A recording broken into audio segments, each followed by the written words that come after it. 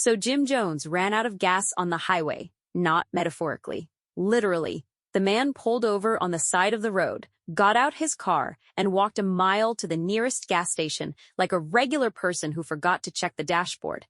He even put it on Instagram himself, laughing about it, calling himself the airhead of the day, asking who actually runs out of gas on a highway in 2026. Who's on the highway riding and runs out of gas? Wow. 93. Cash. 93 cash. Capo, a lot of people do, but most of them aren't Jim Jones. Now, here's the part that made everybody look up from their phones. His own podcast co-hosts, the same guys he sits across from every week on Let's Rap About It, absolutely did not let him breathe. Fabolous slid into his comments with, "Never slow down, but sometimes you moving too fast. Don't let that go over your head." And the Airhead Award of the day goes to Jim Jones. That's not just a joke. That's Fab packaging a read inside a life lesson and gifting it with a bow. Clean work. Maino kept it even shorter. Less gas about it. 3 words. Takes the podcast name, flips it, and sends it right back. Then adds a bunch of laughing emojis just to make sure the wound stays open. These are his co-hosts, his own people, the men he records with every single week. And they hit him faster than the fans did. People in the comments started tagging 50 Cent immediately, because of course they did. Everyone wanted to see Fif add his 2 cents to the situation. He stayed quiet on this one. Specifically, but quiet doesn't mean inactive, because 50 had already done something 2 months prior that made a comment section look like nothing.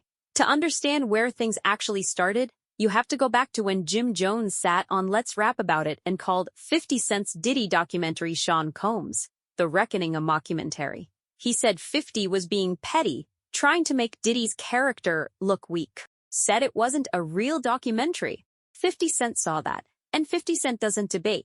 He deploys. Within days, he was on Instagram telling the world the entire Let's Rap About It crew were squatters. Said they owed $250,000 on their studio space. Called them bums chasing Best Dressed awards while their bills piled up. Then he uploaded an alleged phone call with the building's landlord, where the man claimed Jones owed somewhere between $80,000. I want like 6 months of build out and ridiculous bullshit. We also have and $180,000 in unpaid rent, and had been promising to sort it out since October without signing anything. Then came the footage. Security camera video surfaced, posted by 50, allegedly showing Jones trying to kick down doors inside his own podcast studio after the locks got changed on him.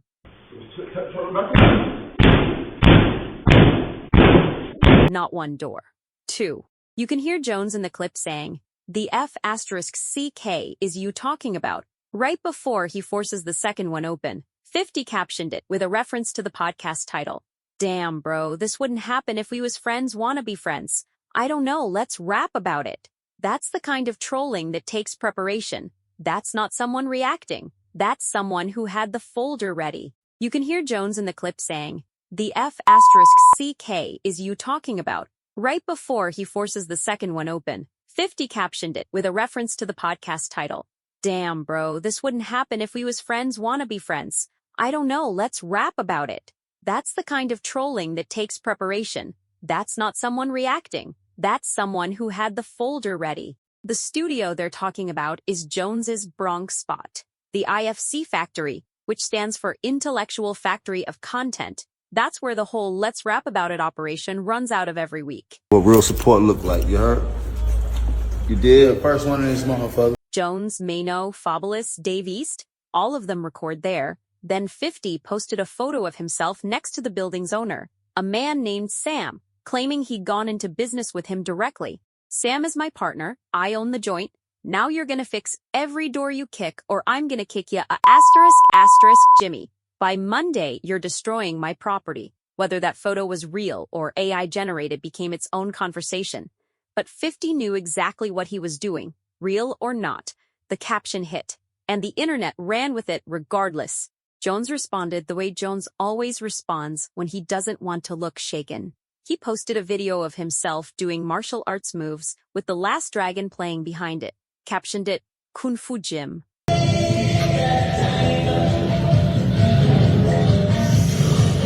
Kept it light, then went to his Instagram story and wrote, "Give me a second, I'm trying to figure out WAT, I need to promo while I got TH spotlight again." That's either a man who genuinely isn't bothered or a man who's very good at pretending. Probably a little of both.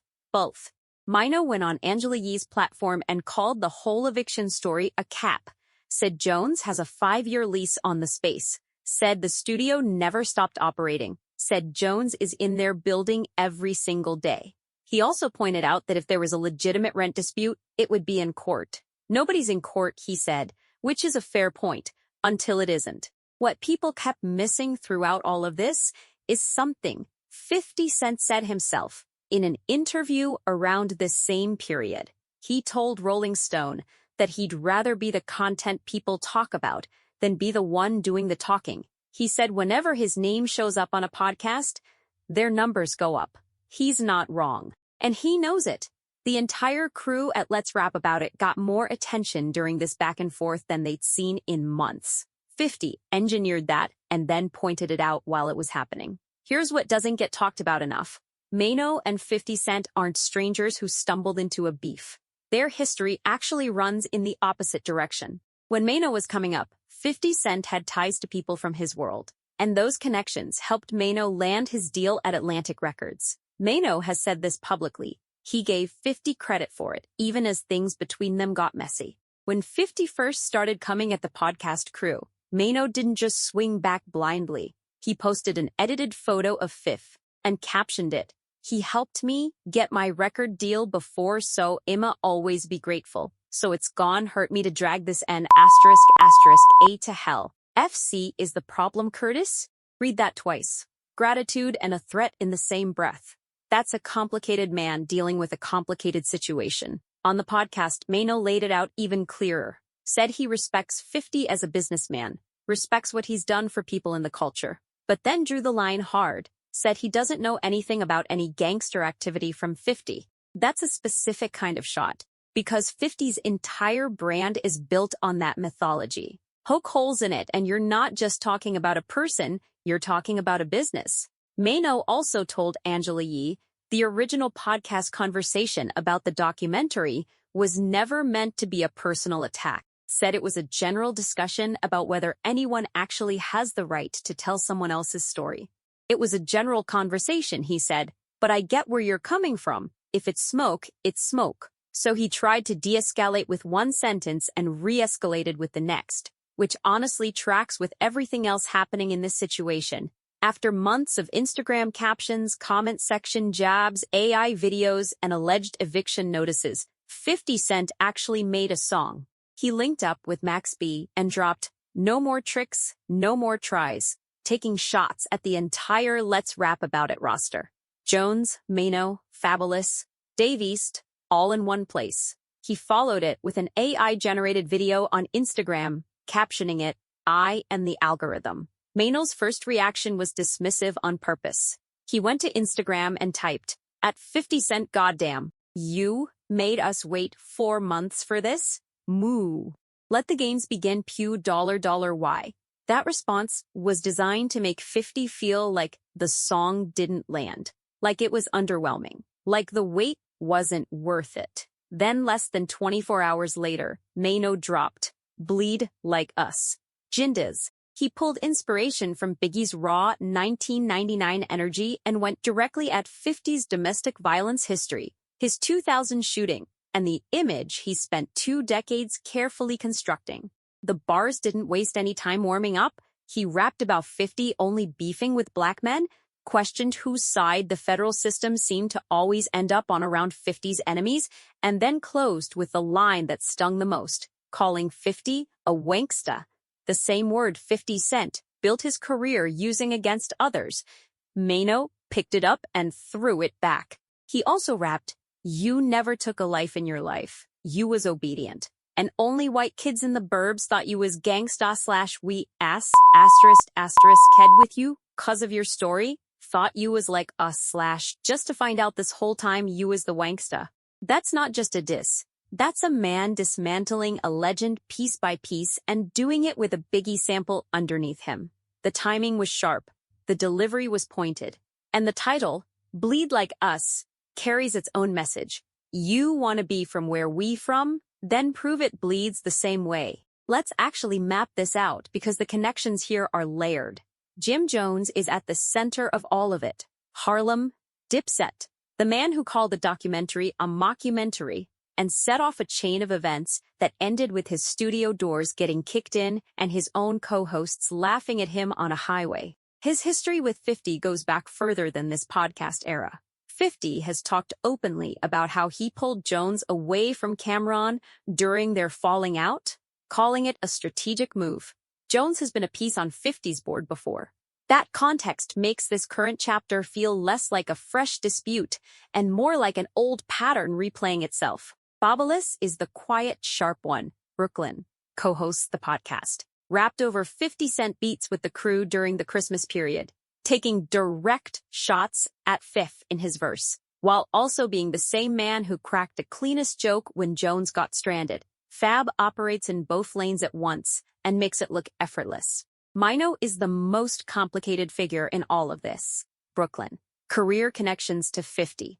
Now the one who actually put out a diss track while Jones and Fab kept things mostly on social media. He's simultaneously the most loyal to the crew and the most vocal about the conflict. He also acknowledged publicly that beefing with 50 is good for business, which tells you he's watching all of this with both eyes open. Dave East is the fourth voice at the table, present in every shot. 50 fires at the group, rarely the loudest individual target, but never excluded either. And 50 Cent ties all of them together from the outside. He has a history with Jones going back years. He helped Maino early in his career. He's renting space in their heads while allegedly trying to purchase the building they record in. He turned a podcast opinion into a months-long public spectacle and then said himself that everyone does better numbers when his name is attached to their content. He's not wrong. And that might be the most annoying part of this entire situation for everyone involved. Jones walked a mile on a highway, laughed at himself, and his co-hosts turned it into content before the gas can was even full. 50 Cent linked up with a landlord, real or staged, and made the entire internet debate property ownership in the Bronx. Maino dropped a diss track that referenced Biggie, questioned 50's street credibility, and called him the one word 50 built a career off of. Fabolous kept landing the cleanest lines with the least amount of words, and the Let's Rap About It podcast, still running, still recording, still generating exactly the kind of attention that makes a show grow. Whether the drama behind it is business or genuine, nobody outside that building really knows. Too many people are too invested in the narrative, in the numbers, in proving a point.